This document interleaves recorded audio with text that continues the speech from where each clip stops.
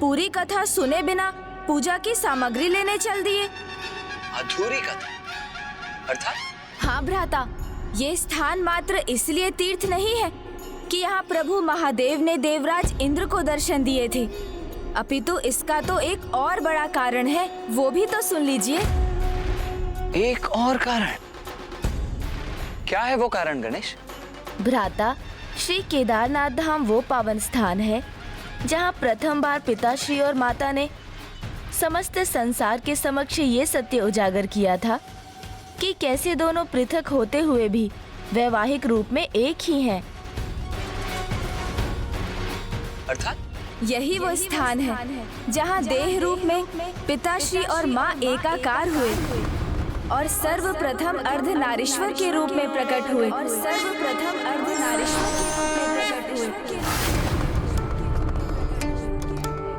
प्रणाम प्रभु।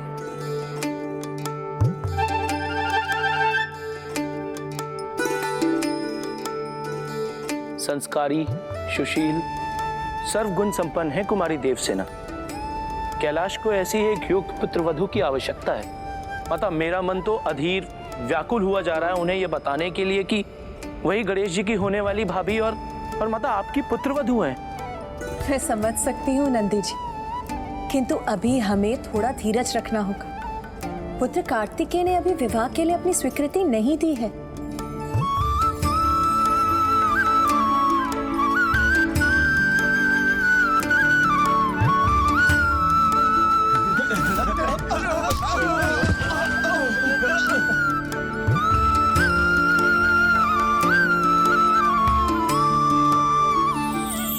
प्रणाम माता।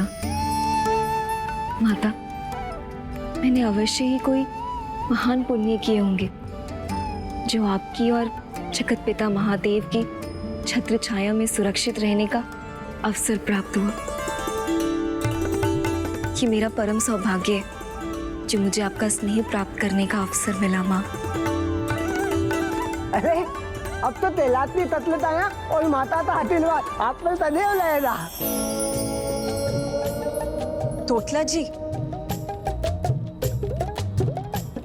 क्या क्या कह रहे हैं ये गण? अच्छा है कि तोतला जी को समझना बिल्कुल भी सरल नहीं। माता, ये क्या बोल रहे हैं और सभी मुझे इतनी उत्सुकता से क्यों देख रहे हैं?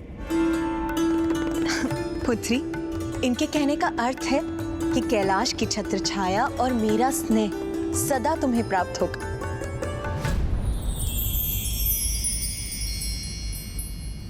देवसेना को तो अपने पूर्व जन्म के वरदान की कोई स्मृति ही नहीं, अन्यथा इसको लेकर कैलाश में जो उत्सुकता है उससे ये समझ जाती। हम इसे अपने होने वाली पुत्र वधू के रूप में देख रहे हैं, किंतु इसके मन में भी कार्तिकेय के भांति विवाह को लेकर कहीं अनिच्छा तो नहीं?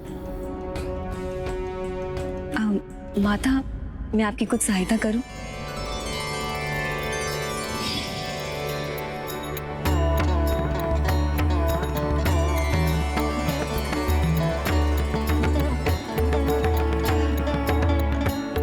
सीधे विवाह की चर्चा करना तो अनुचित होगा, किंतु कथा सुनाने के माध्यम से मैं विवाह के महत्व को अवश्य समझा सकती हूँ। कदाचित इसे अपने पूर्व जन्म के वरदान का स्मरण हो आए और ये विवाह के लिए अपना मन बना ले। तब तक गणेश भी अपने भ्राता को मना लेगा। अब भ्राता को कैसे समझाऊं कि विवाह एक समझौता नहीं, बंधन नहीं, अपितु दायित्वों भरा मर्यादित जीवन की ओर बढ़ा एक पग है। विवाह स्त्री और पुरुष दोनों को सुख विकास प्रदान करता है, जिसमें एक दूसरे के लिए अपार प्रेम, निस्वार्थ त्याग जैसे अनेक भाव समाहित होते हैं। जिस प्रकार एक पुष्प सुगंध से मिलकर ही पूर्ण होता है, उसी प्रकार स्त्री और पुरुष एकाकार होकर पूर्ण हो जाते हैं। इसलिए जब भ्राता पिताश्री और माँ के अर्धनारीश्वर रूप की महिमा सुनेंगे तो उनके एकात्म के महत्व को समझकर विवाह के लिए अवश्य तैयार हो जाएंगे।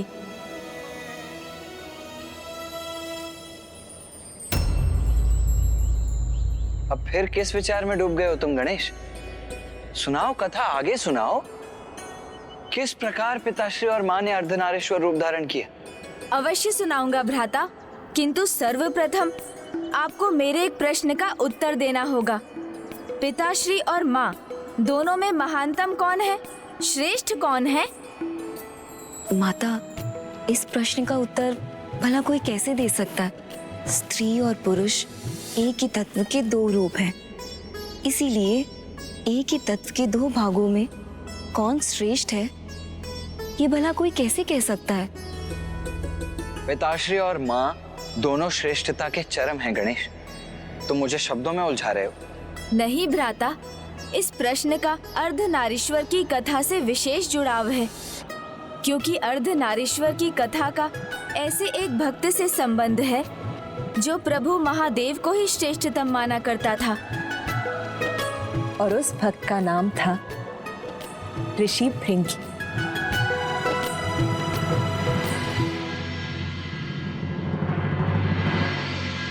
ओम नमः शिवाय।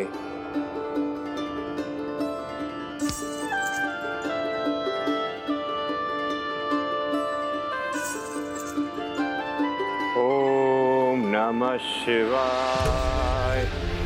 ओम नमः शिवाय। प्रभु महादेव की पूजा में लीन ऋषि भृंगी ने केदार धाम को अपना निवास बना लिया। अपने आराध्य प्रभु शिव शंकर शंभू की आराधना और तपस्या करते करते ऋषि भृंगी भक्ति की उस पराकाष्ठा पर पहुंच गए कि प्रतिदिन भगवान को अपने भक्त को दर्शन देने के लिए आना पड़ता था। और ऋषि भृंगी प्रभु के दर्शन के साथ ही अपने नेत्र खोलते और उनका मंत्रोच्चारण भी प्रभु प्रदक्षिणा के बाद ही थमता। ओम नमः शिवाय। ओम नमः शिवाय। ओम नमः शिवाय।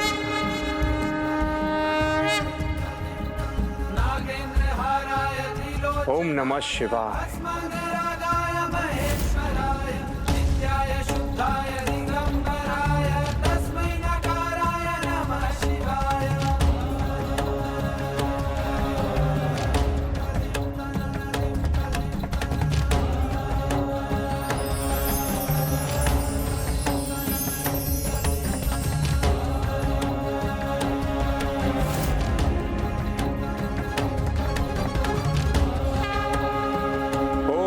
शिवाय।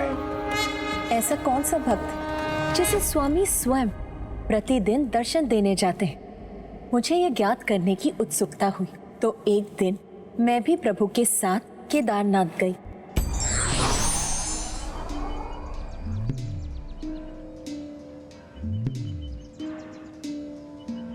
प्रणाम प्रभु।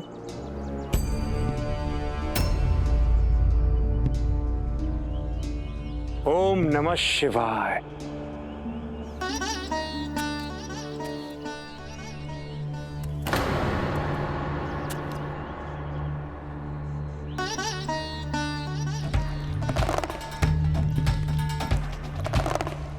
ओम नमः शिवाय।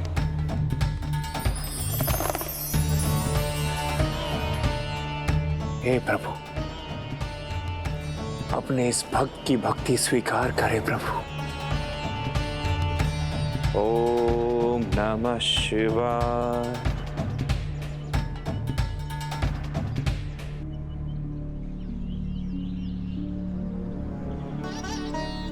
ओम नमः शिवाय।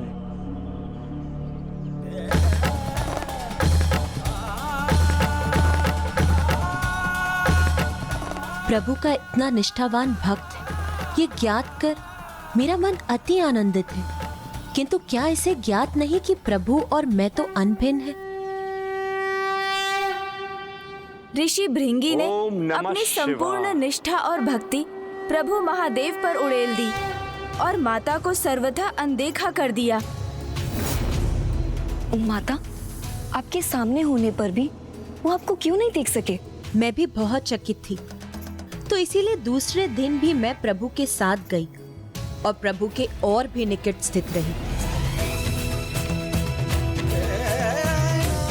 माता को लगा था ऐसा करने से ऋषि भृंगी उनकी भी प्रदक्षिणा करने पर विवश हो जाएंगे। किंतु एक विचित्र हट था ऋषिवर का। ओम नमः शिवाय।